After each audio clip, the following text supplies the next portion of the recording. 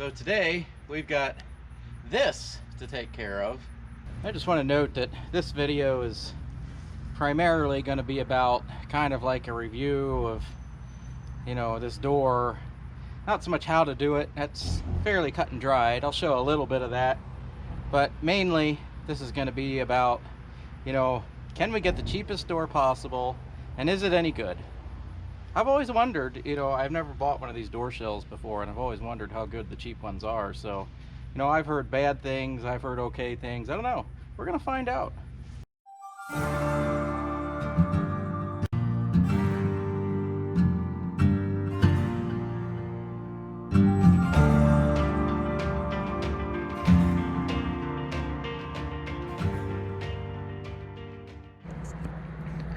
So, poor Bessie here. She took the blunt end of a utility truck, not mine. Somebody else backed into her. That steel bumper just... She's been sitting here, and because I couldn't afford to do anything with her, and finally got enough money to get a new door for this thing. I was looking for a used door, but all the doors around here that people want to sell are all rusted out on the bottom, like they get, you know, or they have dents or something in them that just, you know, wasn't going to work. So, against my better judgment, I ordered a reproduction door panel, door shell, rather. And that's what we're going to put on. If any of you are familiar with these aftermarket reproduction door shells and body panels and that sort of thing, while they are relatively affordable, they rarely fit perfectly as well as the actual factory shells and body panels. And that's generally because they're either using new molds and dies to stamp them, or the dies and molds that they're using are usually, you know, if they're old ones, they're worn out by this point. So they're never as perfect as the factory ones, and they never fit as well. I say never. Once in a while you get lucky. If you get really expensive ones, sometimes they go to the work to make the dies, you know, perfect. But the cheap ones, like the ones that I can afford, are rarely a good fit. So we're gonna find out. I ordered it, and it's here somewhere in my shop. And we're gonna pull this door off, and we're gonna put the other one on. And since we're in my shop and it's currently raining, well, drizzling, we're gonna have to kind of do this in stages. So this video might be a little broken up into parts, because I might have to seal this off between, you know, the monsoon rains and everything. But I hope when we're all done we can give this thing a wash, because she's been sitting here and she's just getting crusty. So already took the inside of the door off. What I didn't show, because I had a spare few minutes the one day, was I actually managed to get the door open. The latch was jammed because it's just so out of kilter. You can see how bad the door's been just destroyed. So much so that it's ripped some of the door shell welds off. Bad thing for this operation, this vehicle has electric locks, so it does have wiring we're gonna have to deal with. And this is a factory door. This is all original. So the boot is riveted. I don't know if you can see that. Hopefully you can. The boot is riveted in there from the factory. So we're gonna have to slice those rivets very carefully without damaging the boot or the seals or anything when we extract that, so we can pull the wiring back. And then we're gonna have to bolt that again to the new door, or re-rivet it. I don't like putting rivets in again, because that just makes a pain for the next time somebody backs into my door. I've got some other issues here. If you're familiar with these square body doors, to get the glass out, you have to be able to roll it down, kind of, because you kind of got to get this loosened and pulled out to get the glass out of the door correctly, and, well, without causing a lot of trouble.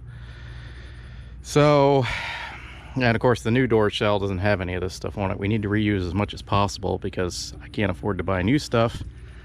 even down to the seals, which I had just replaced a few years back. Unfortunately, we're gonna have to see if we can reuse those. I know that's not the advised thing or the good thing, but well, we've got to, because I don't have the money. So we're gonna pull as much of this door off as possible,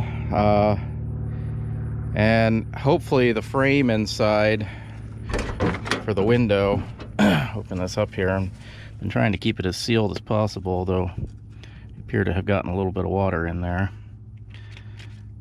That's some kind of seal from the door. Like I said, this is actually factory, all factory. Hopefully the window mechanism is not damaged. It doesn't appear to be.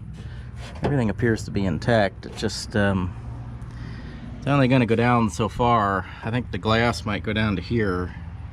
I don't know, that might be enough to get the thing apart. But all this has to come out, everything. And the wiring has to be pulled back, and then like I said, we got to get this boot out of here, and we're gonna unbolt the door hinges. Once she got hit, the door kind of got tweaked out, and that's what this plastic is in here for, to kind of try to seal that up as best I could. But you can see it came through so far that it punched a hole in the metal here. Came through. This was the actual impact point of the corner of the bumper. So yeah, I think we got kind of fortunate where it hit, because if it would have hit up here, it would have actually gone into the window mechanism, and if it would have hit back here any further, we would have gotten into the door pillar and this back door. I had to loosen this up a good bit to actually get the door to latch again after I pried it open, and the way I did that was basically just to go into the gap that was created and pry the latch open manually. You can see kind of where there's actually kind of a groove that got hammered in there from when the door got hit and tweaked it out. You know, I think this has survived. It got beat up a little bit, but let me see how far I can roll the window down. Grab the window crank here. Let's see what happens. It's very stiff. I'll force it. Yeah, okay, we start hitting metal about there. Not where I thought. That might be enough to get the wing levered up and out. All right, that's enough yakking. I guess I better get to work. So we got our new door shell here, and looking at it, looks like the slide for the window that's spot welded on is there, and looks like the threaded plates for the hinges are in, so that's good. I don't have to worry about that. So I think this door looks like all the holes are drilled where they're supposed to be. There's one up there for that screw that holds the wing window assembly in. I do believe everything is as it's supposed to be. Obviously down here we will have to drill some holes, because they make these doors for the option of with or without this lower carpet section, and ours is a Silverado Suburban, so obviously it has the carpet, so we're gonna have to, you know, use self-tapping screws or whatever to run those in like they do at the factory. So I believe that this door shell is pretty much ready to install as is. So the first thing I'm going to do is take the mirror off, because I don't want to damage it when I take this door off and, you know, lay it down or whatever, or risk damaging it.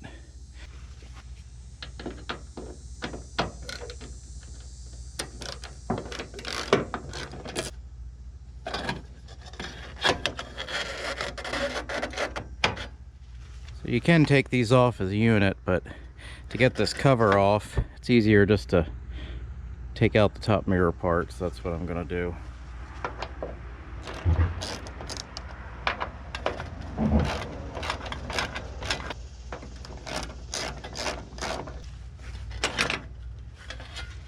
can take out these 3 screws, which are easier to get to with this whole thing removed, and then we can take the plate and seal off.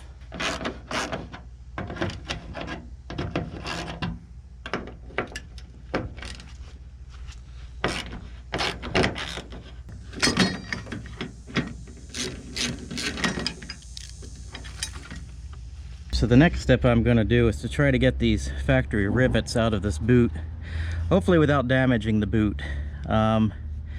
This is all rubber. There is a metal plate here, so you can, if you want, chisel the heads of the rivets off, I suppose.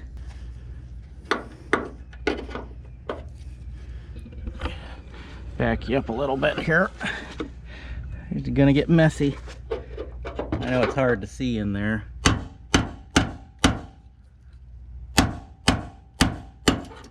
Oh, that worked surprisingly well.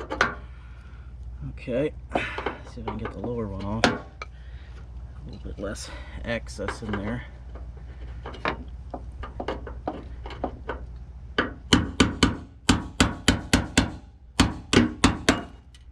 Alright, that went way better than I thought. So there, you got the rivet head, and we got both heads off. So let's pull this back a little bit, and then we can see the wiring. So we can pull the wiring back now, and then I think we can just take the hinge bolts out, hopefully. Pull the wiring back, you gotta take these out.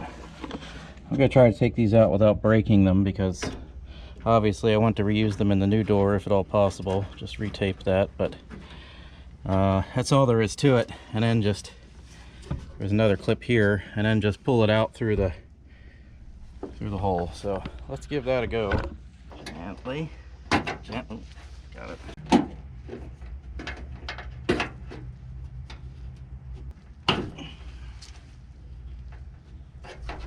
I'm gonna take out the 2 screws that hold in the lock solenoid motor, lock motor. It's not really a solenoid, it's a motor.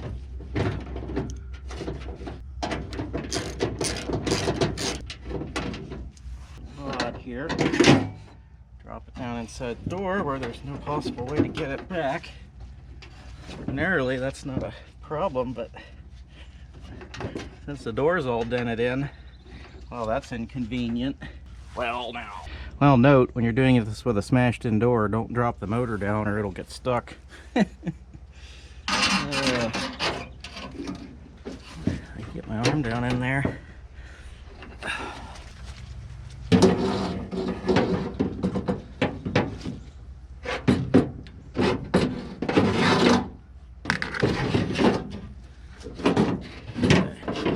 Plug. Access the plug.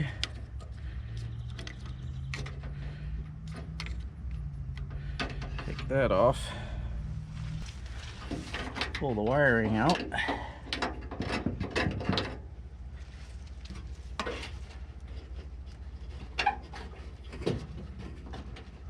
Plugs tend to get caught in the sheet metal, so don't pull too hard or you'll pull something out that you don't want to. Alright, now we have the wiring all out. Just roll that up around there for now. Alright, now the only thing holding this door in now is the hinges. So we can pull the hinge bolts out, and then we can take this door off.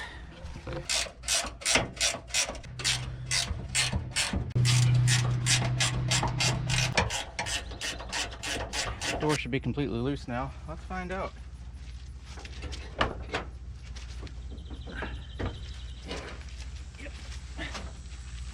Okay, got the door off now.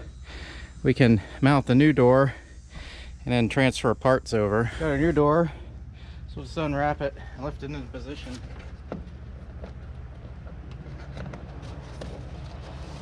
Now, putting the new door in is going to be harder because we're not going to have that fender gap for the wiring. So, yeah, it's going to be a little bit more difficult.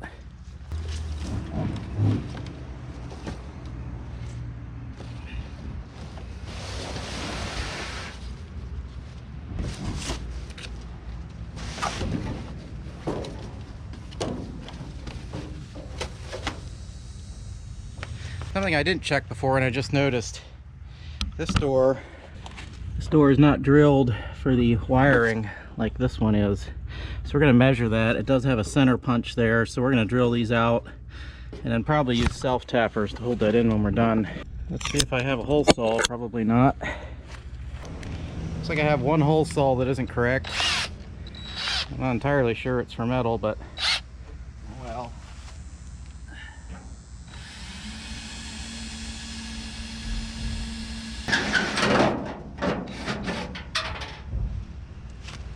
Alright. It's not as big as it's supposed to be, but it'll work. They make the hole oversized. If you have power windows and power locks, there's more wires, so that'll work for our purposes. So I've started feeding it through. What I'm going to do here is try to lift it up into position and kind of feed some more through as I put it in, and maybe kind of hold it in position while I screw it in. I don't know. We'll find out. Where's my jack stands?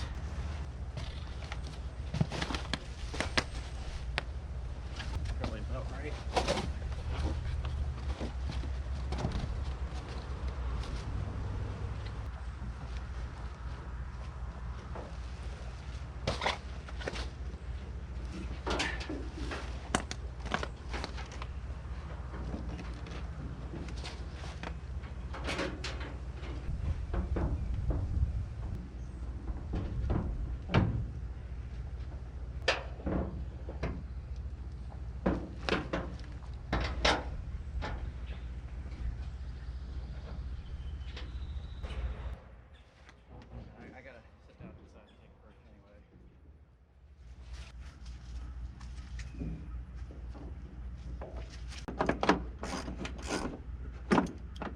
I'm gonna try to fight this window out of this door. As I showed before, I can't roll it down all the way, so let's hope I can get it down far enough to get the rollers out of the slides. I got the assembly unbolted.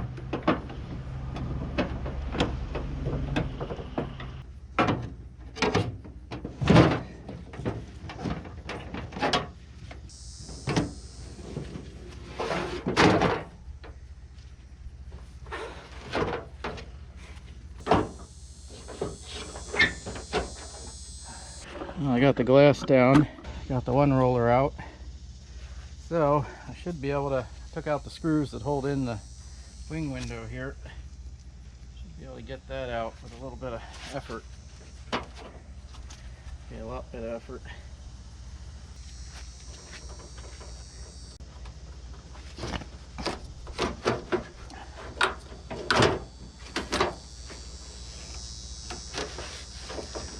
I wouldn't try to take this seal out if I didn't know that it was still pliable, because it was just replaced not too long ago. Relatively intact, and I can reuse that, I hope.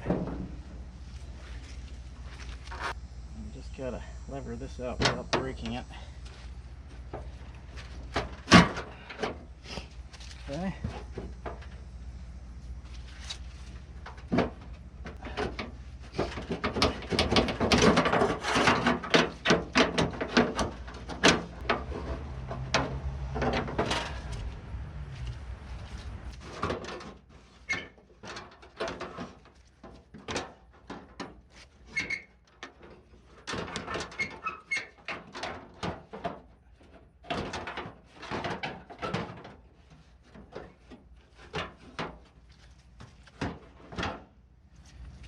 There's the glass. Really, the very first thing you want to put on, pull the wires, but after you put the wires on, the very next thing you really want to put on is the vent flappers that go behind this. They're not terribly important to the function of the vehicle, but factory original.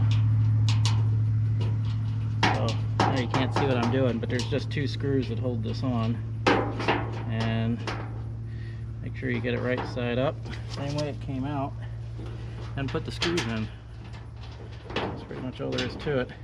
But it is really hard to do later when there are things in the door. So then the next step is to put on the door handle and the latch assembly, and of course the lock cylinder. So basically you just gotta snake it down in there just like it came out, and then tighten all the bolts. So as far as the fitment of these doors goes, even just bolting it right up and getting you know, the height and side to side and tilt in and out adjusted, it was still off a little bit, so I still had to shim the lower hinge down here, and even then it's still a little, it closes a little tight until it hits the striker, but then it's fine. So we just took that adjustment out, but for an aftermarket door, that's not too bad. It does line up pretty good down here. It could come out a little bit here at the top, but if I pull it out here, it's going to come out more up here around the seal, so I don't want that. So I think I'm just going to leave that where it is for now. And as you can see here, it's sealed up nicely against the rubber, so that's what we're going for there.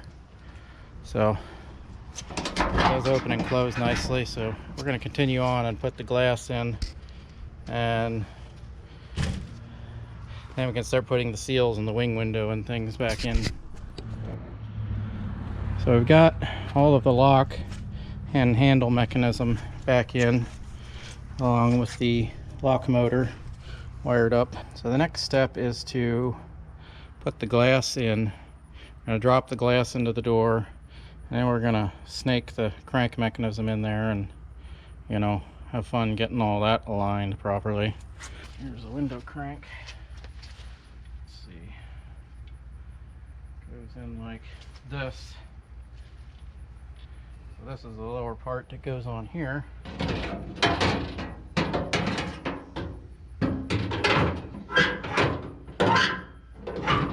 just going to put a screw in to hold it for the moment while I ease the glass down in there.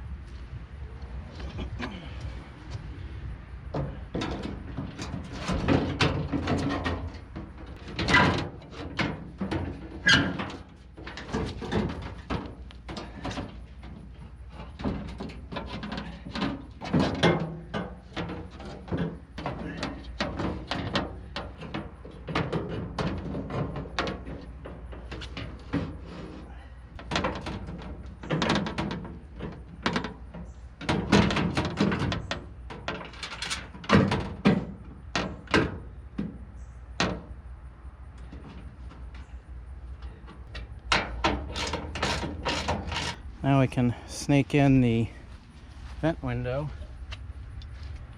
And of course get our guides in.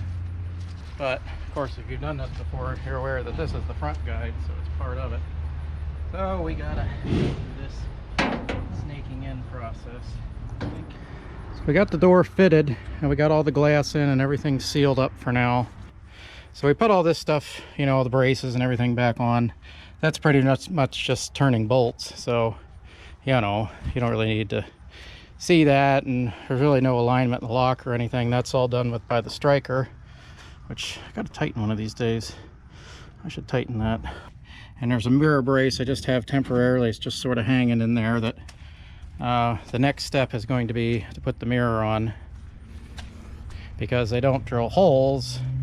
These are made for various types of mirrors, so they don't pre-drill those, just like they wouldn't necessarily anywhere else. Some things I noticed about this particular door shell, it's aftermarket. You know, again, it was the cheapest one available, so you run into some things. Up here, there's a screw from the factory that they use, and a insert in the back that the screw drives into to kind of squeeze this together. And they kind of messed up the metal in there, and I didn't want to reshape it because it would have been a real rust spot by the time I got done with it, because it just would have been buggered up. It'll be fine enough the way it is. The plastic will cover up any little gap in here, and if we need to, we can take this all apart again and reshape it, but I really don't want to. There was one more dent in the door than I noticed when I did the preliminary unpacking. There's this dent here, which is hard to see. Maybe you can see it. And there's a dent, kind of a big dent here, that I'm going to try to pop out a little more than what I did, or if I can't pop it out, I'll bond to it or something. But that's what you run into in these cheap doors. You know, they're never perfect.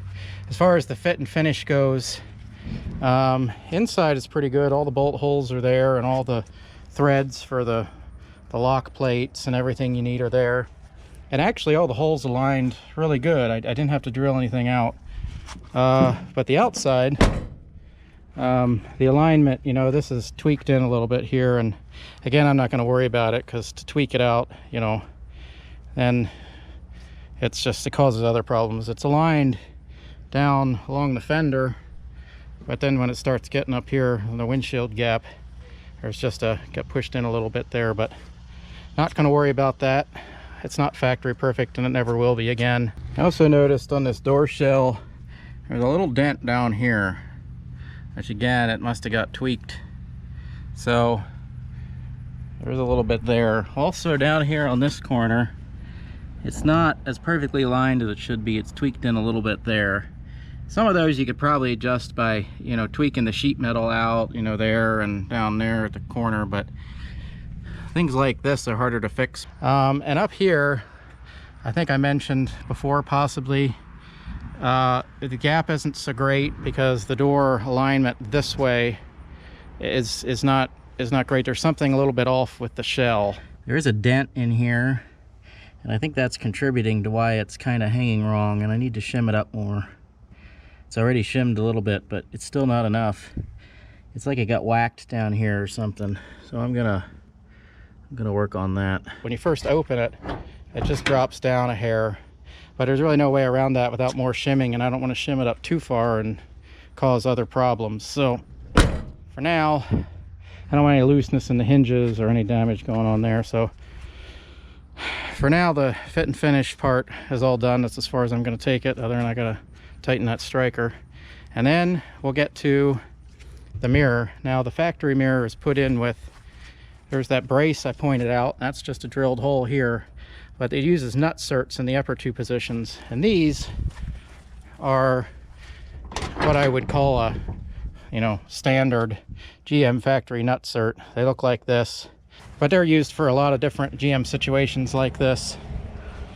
I found that they're used in El Caminos, 5th gen El Caminos, for the rails on the back of the bed.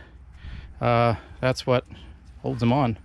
And I think roof racks use these as well, if you get kind of that dealer add-on roof rack. But so we're gonna have to get our pattern lined up here on the new door to put in these put in these nut certs and drill the third hole before we can put the mirror on. So that's going to be the next step. And then once we have all that done and any dent popping out there that we want to do, then we can just put the interior back together again. I think maybe somewhere in between there I might have time to paint it. I don't know. It'll be fine like this for now. I'm not sure if I'm going to paint it yet or not. When it comes time to paint, obviously the best way to do this is to paint the door before you do any of this. Comes with this factory, you know, one coat primer slash paint, which is actually pretty heavy duty stuff, but it'll hold up for the time being till we can throw a coat of paint on here. And when that comes, I'll just tape everything. The door seals did reinstall really well, and like I said, that's probably because they're only a couple years old. One other fit and finish thing I forgot to mention with this wing window. There's something not quite right about the way this wing window fits. The upper screw didn't go in perfectly. I really had to finagle it to get it right, and even now it's not quite right. Again, these are old seals and original seals, but there's still a pretty significant gap along the edge here, and it should be pressed in further, like down into this corner, and it's not. Not much I can do about that, but it's just, you know, the size and everything of the opening. But overall, I'm actually pleased for what it is, because like I said, it didn't break the bank. It's not that expensive. So next step is going to be that mirror. So for the stock mirror layout, the nut certs go at 8 and 13 inches from the front of the door. 8 and 13. And the bottom one goes right at 11 inches. That's right about at the top of this strip here, so we'll use that for reference. Got to get our heights proper now. So the height is 1 1/4 down from the top of the door. So right there. And the third hole is 5 3/8 down.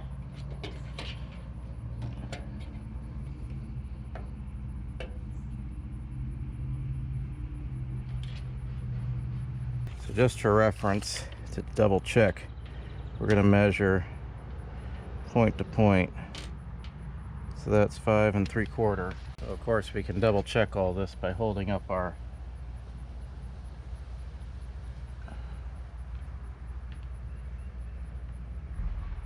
there, and that does line up. So we're going to center punch these.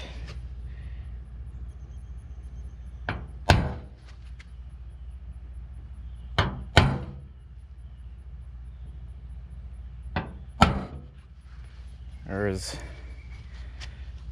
no room for mistakes, or you're spending another couple $100 on a door shell. So I'm going to drill pilot holes for all of these.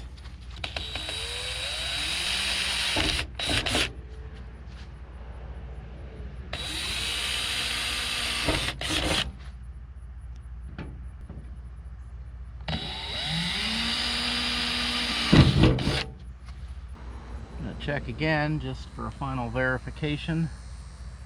Okay, good. This lower hole here is 7/16 inch. If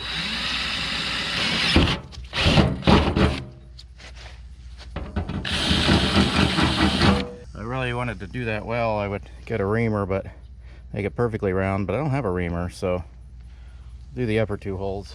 I think these nut certs are 7/16. You'll see they're kind of pre-bowed because, you know, when you pull these together, these things squash up and pull out, and that's what holds it in.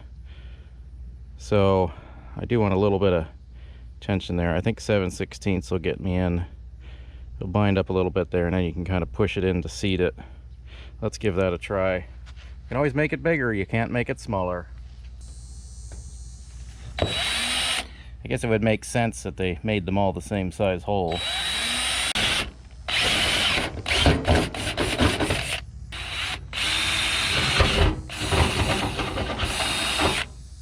course, these aren't perfectly round either, so, you know, quite a little bit. Yep, looks like 7/16 is about the right amount.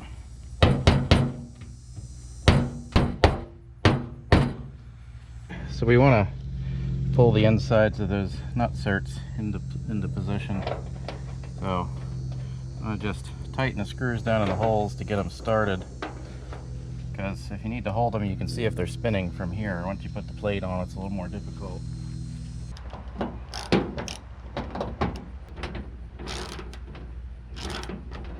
So we're gonna put in the lower screw first, get that aligned.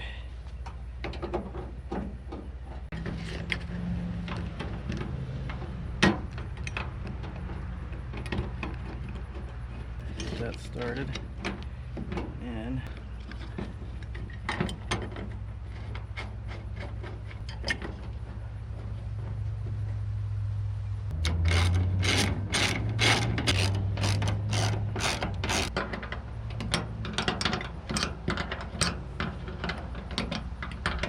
make sure not to over tighten them, because at the end of the day these are still just nut certs.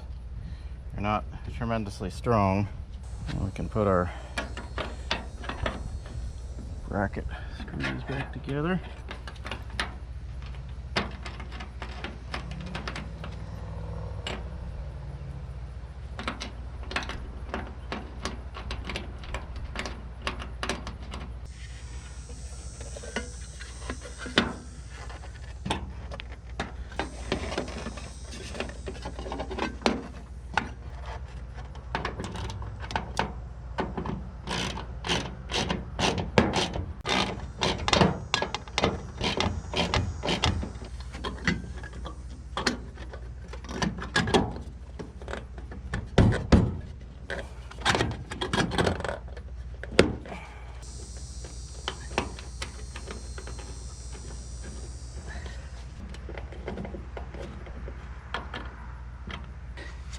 That's the mirror. So I've greased the new window guide here that's spot welded into the new door. It's not strictly necessary because it does use nylon rollers, but you know, I like to cover my bases, and you know, since it's sealed inside the door, you don't have to worry too much about junk getting stuck in the grease, so you really don't have a whole lot to lose. I also greased the window mechanism. that tends to be a little bit more necessary because you really don't want that getting corroded. You want to keep a nice coating of grease or something on the gears in there, because it will get a little condensation down inside the door, especially if your seal leaks even just a little bit. I know it might seem easier to grease them before you put them in, but it's a mess if you do that. You just get grease everywhere, so I always grease them after the fact. I also put way too much grease on the door lock, because even though I did my best to adjust this without going in there and touching those hinge bolts, which is really the proper way to do it, but I don't want to take the fender off, and so I'm cheating and I'm shimming up the bottom hinge there, and it's lined pretty good. You do have to shut a little, just a titch harder than you would, say, one of these normal doors where you can just do that. If you try it with this new door, it'll not latch properly. It latches, but it doesn't latch tight. So if you slam it, it works. Or if you just keep inward pressure while you shut it, which again you shouldn't have to do, but you know, it's just one of the things you run into when you're doing something like this.